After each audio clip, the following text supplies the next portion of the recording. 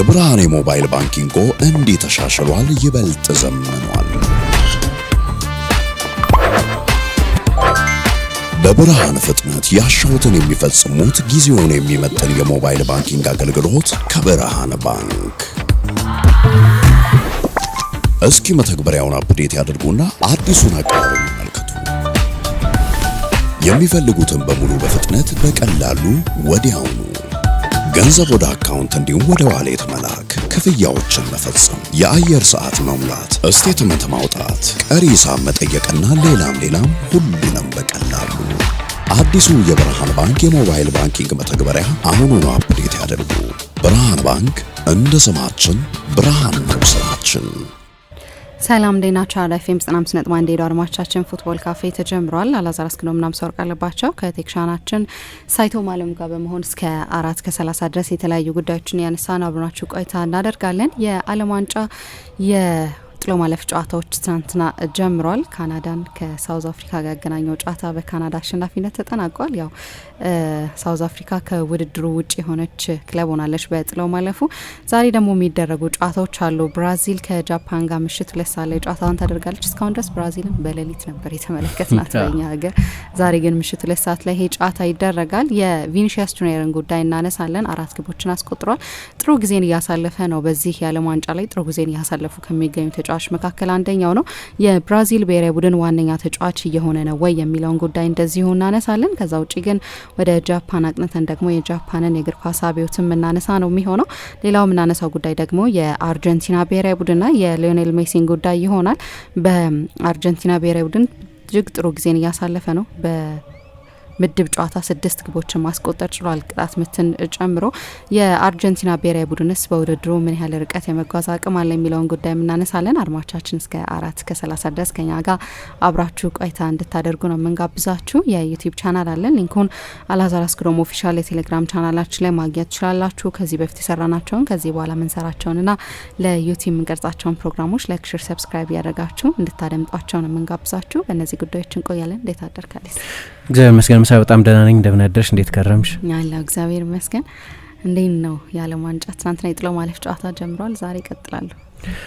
ልክ ነው። የዓለም ዋንጫ እንግዲህ የመጀመሪያው ዙር አልቆ አንዳንድ ሰዎች እንደሚሉት አሁን ነው የዓለም ዋንጫ የጀመረው የሚሉ ሰዎች አሉ። በእርግጥ ለአፍሪካ በጣም እስካሁን ድረስ የተዋጣለት የዓለም ዋንጫ ነበር። ደቡብ አፍሪካ በመጀመሪያው የማጣሪያ ጨዋታ ተሸንፋ ከውድድር ውጭ ብትሆንም ግን ከ10ሩ ዓለም ዋንጫ ተሳታፊ የአፍሪካ ሀገራት መካከል 9ኙ ወደ ሁለተኛው ዙር ያለፉበት ነው እና አንዳንድ ትልልቅ ውጤቶችም ከትልልቅ የዓለም የእግር ኳስ ኃይሎች ጋር ነበሯቸው። ለምሳሌ ዴሞክራቲክ ሪፐብሊክ ኮንጎ ከፖርቱጋል ጋር 1-1፣ ግብጽ ከቤልጅየም ጋር 1-1፣ ጋና ከእንግሊዝ ጋር 0-0፣ ኬፕ ቨርድ ከስፔን ጋር 0-0 እና ራንደም አይደለም የአፍሪካ ስኬት እና በጣም ጥሩ ነበር እስካሁን ድረስ የዓለም ዋንጫው እየመጣ ያለው። ከዚህ በኋላ እንዴት ይሆናል? በጥሎ ማለፍ ምዕራፉ የዓለም ዋንጫ የበለጠ በሚከርበት እያንዳንዱ ውጤት ኮንሲኩዌንሻል በሚሆንበት የጥሎ ማለፍ ጨዋታ ምን አይነት ጉዞ ይኖራቸዋል የሚለውን አናውቅም። ግን በጣም ትልልቅ ታሪኮች የነበሩት ነው። እንደ ኬፕ ቨርድ አይነት ከ10 ቮልካኒክ ከሆኑ ደሴቶች የተዋቀረች በቆዳ ስፋት በዓለም የእግር ኳስ ታሪክ ትንሿ ተሳታፊ ሆና ነው ወደዚህ ዓለም ዋንጫ የመጣችው። ከቆዳ ስፋት አንጻር ከህዝብ ብዛት እንኳ ባይሆን የጠቅላላ የኬፕ ቨርድ ህዝብ ብዛት ከኦስሎ አይነት ከተሞች ጭምር ከአንድ ከተማ ጭምር ያነሰ። በሀገሪቱ የሊግ ውድድር በሚደረግበት ጊዜ 10 የሊግ ተሳታፊ ክለቦች አሉ።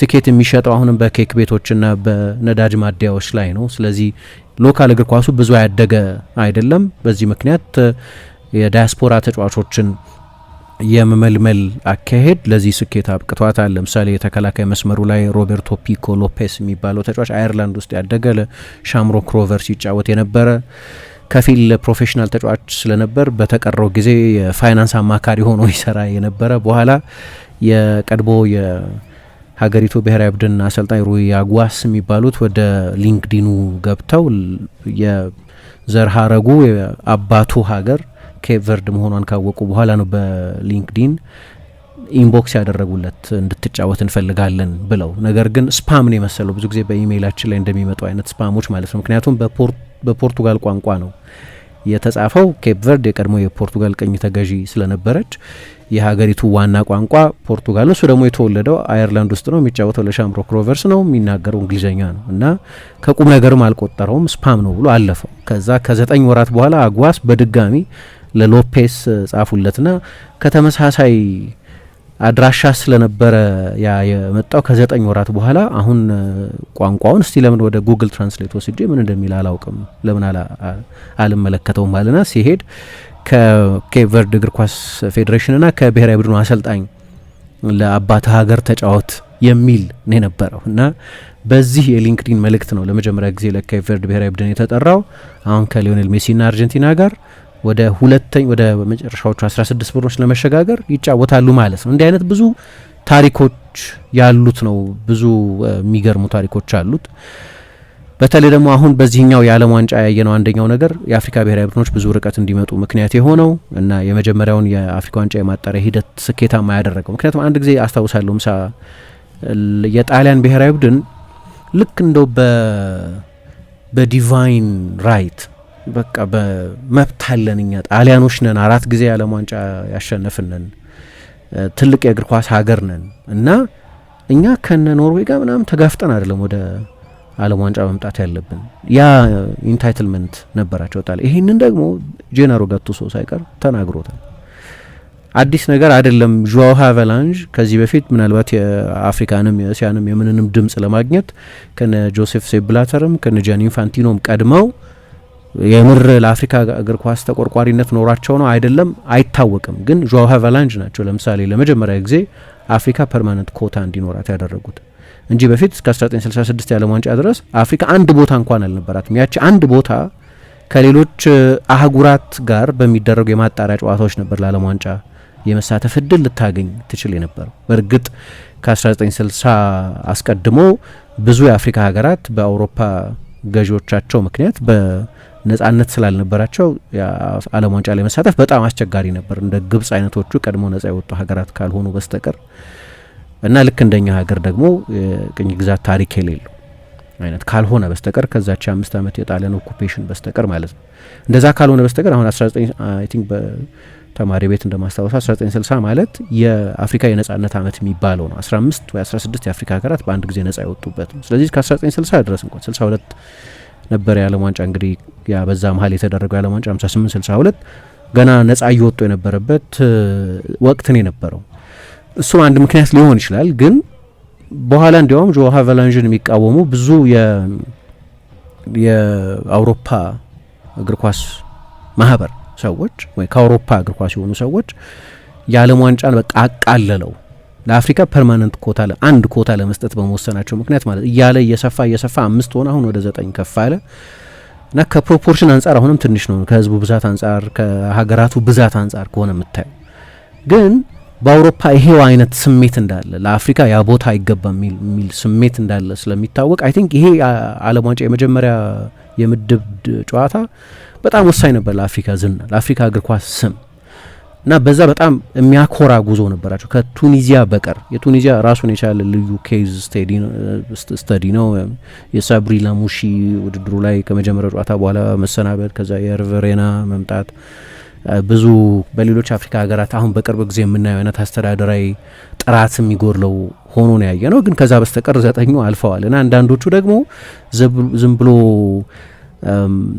በድንገት የተገኘ ሳይሆን ከስፔን ጋር፣ ከፖርቱጋል ጋር፣ ከእንግሊዝ ጋር፣ ከቤልጅየም ጋር፣ ሴኔጋል በመጀመሪያ አጋማሽ እንደው መጨረሻ ላይ በፈረንሳይ በተሸነፍ በጣም ጥሩ ፐርፎርማንስ ከፈረንሳይ ጋር እንዲህ አይነት ከትልልቆቹ ዓለም ዋንጫን ያሸንፋሉ ተብሎ ከሚጠበቁ ሀገራት ጋር በጣም ጥሩ ፐርፎርማንስ አሳይተው ጭምር ነው ከ10 9 ወደ ሁለተኛው ዙር ያለፉት እና የሚገርሙ ብዙ ታሪኮች ያሉት ነው።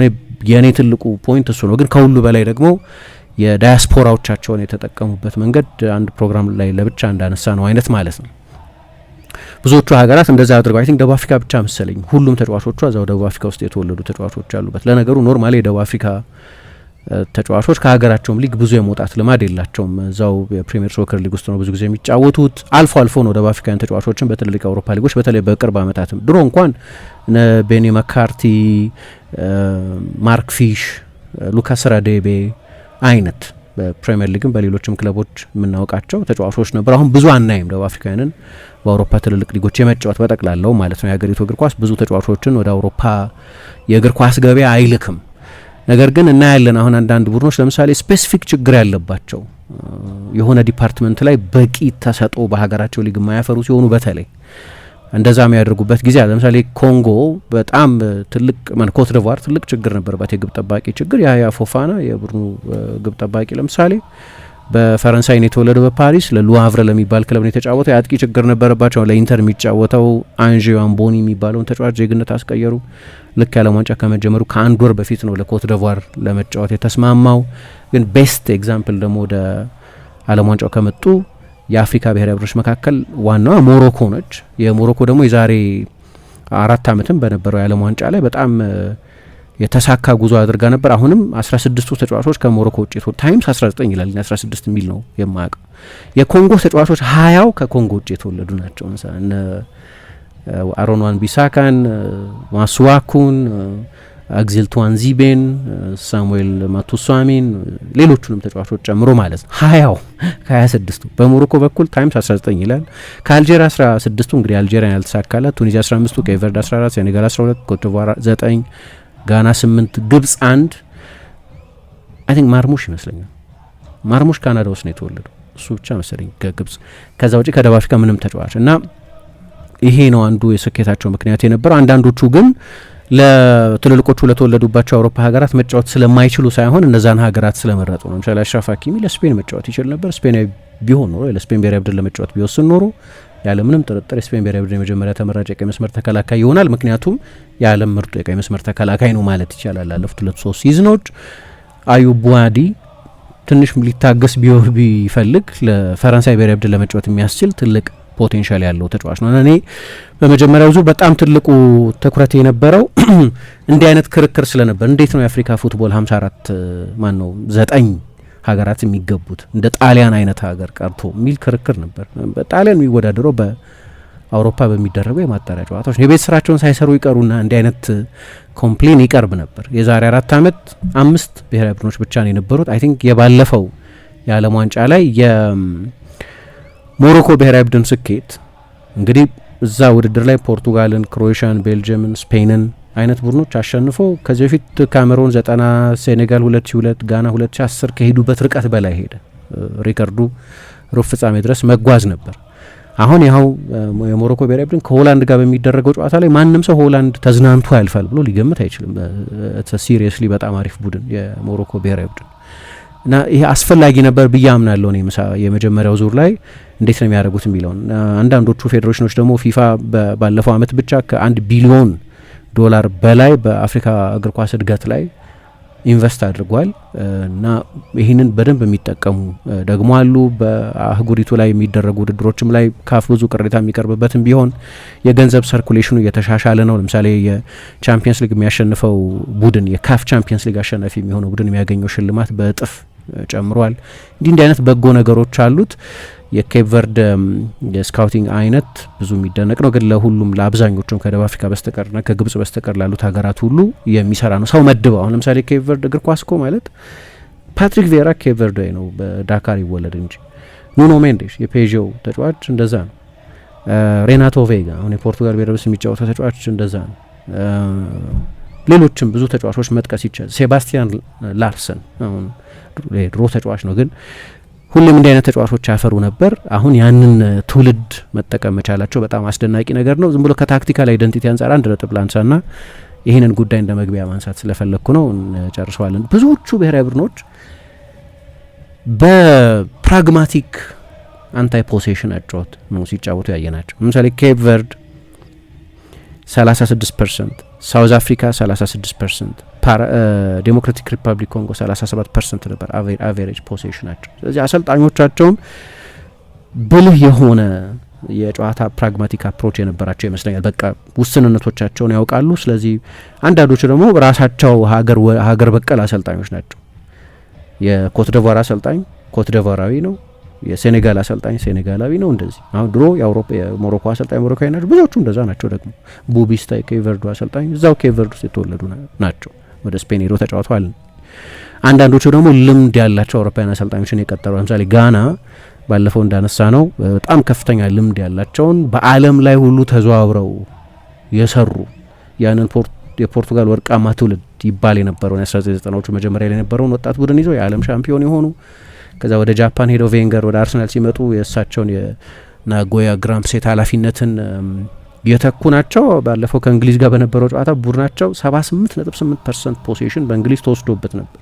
ግን እንግሊዝ አደገኛ ቡድን አልነበር። እንዲያውም ኦፕታ ከ1966 የዓለም ዋንጫ ጀምሮ ነው ዴታ ኮሌክት ማድረግ የጀመረው እና ምሳ ያ ጨዋታ ላይ አንድ ቡድን አነስተኛውን ፖሴሽን ያስመዘገበበት ጨዋታ ነበር። ግን ውጤቱ 1-1 ነው እና ብዙ ፕራግማቲዝምም ያየንበት ከነዚህ አሁን ለምሳሌ 3 አነስተኛ ፖሴሽን ያስመዘገቡባቸውን ጨዋታዎች በወስድ ከቤልጅየም፣ ከስፔን፣ ከፖርቱጋል ጋር በተደረጉ ጨዋታዎች የአፍሪካ ብሔራዊ ቡድኖች አቨሬጅ ፖሴሽናቸው 33% ነበር። ግን በኤክስጂ የአፍሪካ ብሔራዊ ቡድኖች ይበልጡ ነበር። 3.6 ኤክስጂ ነበራቸው። የነዛ ቡድን ኩሙሌቲቭ ኤክስጂ 2.9 ነበር። ስለዚህ ምልመላም የተሳትፎ ተገቢነት ማሳየታቸውም እና ደግሞ በጨዋታዎች ላይ የታየ ታክቲካዊ ብስለትም አስደናቂ ነው። ሞሮኮ ከብራዚል በእኔ ግምት በዚህኛው የዓለም ዋንጫ ከአፍሪካ ብሔራዊ ቡድኖች መካከል በጣም ኢምፕሬሲቭ የሆነው ፐርፎርማንስ የታየው እዛ ጨዋታ ላይ ነው። በጣም በትልቅ ፐርሶናሊቲ ስለነበር የተጫወቱት። ደቡብ አፍሪካ ተሸንፋለች። በአስተናጋጅ ሀገር ነው የተሸነፈችው። አሰልቺ ጨዋታ ነበር እንደ ተመልካች ካየሹ። ግን ደግሞ ወደ ሁለተኛው ዙር ማለፋቸው ይህን ያህል ቡድኖች በተለይ ከውድድሩ በፊት የዓለም ዋንጫው ጥራት ወደ 48 ብሔራዊ ቡድኖች ሲለጠጥ የሚወርደው አፍሪካ ብሔራዊ ቡድኖች ከትልልቆቹ የላቲንና የደቡብ አሜሪካና የአውሮፓ ሀገራት ብሔራዊ ቡድኖች ጋር ሲጫወቱ በጣም ሰፋፊ ውጤቶች ይመዘገባሉ። ኬፕ ቨርድ ከስፔን ጋር ስትጫወት፣ ኮንጎ ከፖርቱጋል ጋር ስትጫወት ምናምን 5-0 6-0 ኤክስፔክት ያደረጉ ሰዎች ነበሩና ያንን በማፋለሳቸው ለአህጉሪቱም በጣም ትልቅ ክሬዲት የሰጡበት የዓለም ዋንጫ ይመስለኛል። የዓለም ዋንጫን የምታሸንፊ ዋንጫውን ያሸነፍሽ ቀን ብቻ አይደለም። ለእኔ ኮንቲኔንቱ አሸንፏል ቢያንስ በመጀመሪያው ዙር እና ከዚህ በኋላ ያለው ቦነስ ነው። አንዳንድ ከባባድ ጨዋታዎች አሉባቸው እንደሚጠበቀው፣ ግን የኔ ትልቁ ቴክ እሱ ነው ከአፍሪካ አንጻር።